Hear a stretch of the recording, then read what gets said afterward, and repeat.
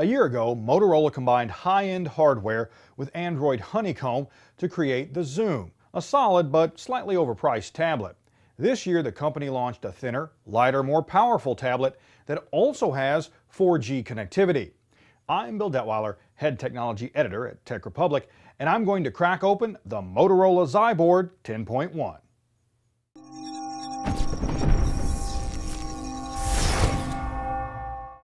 To open the Zyboard, I used a thin metal blade to gently pry off a thin strip of plastic that's mounted over the 4 screws that hold the back cover in place.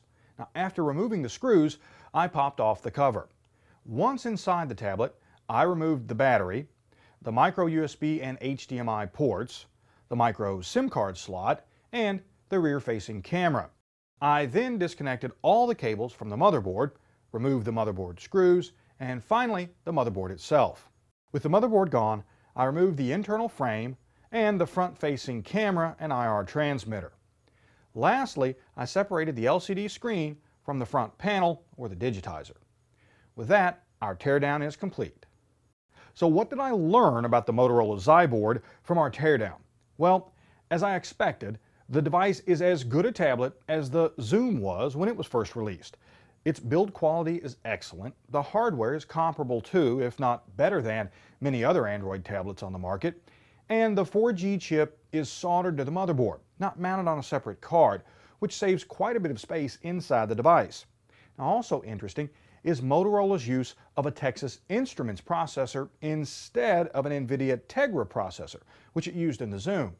But on the downside, the Zyboard is merely an evolution of the Xoom, not a revolutionary new tablet.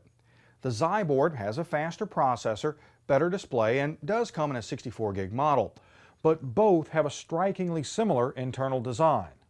At any other time, being a thinner, lighter, faster version of the Xoom wouldn't be such a bad thing. But with the iPad 3 just around the corner and the quad-core Transformer Prime already on the market, the Zyboard's hardware specs may be just too little too late.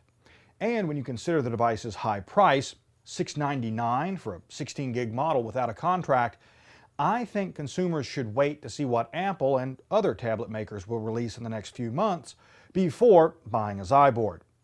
For Tech Republic, I'm Bill Detweiler, and this has been a cracking open of the Motorola Zyboard 10.1.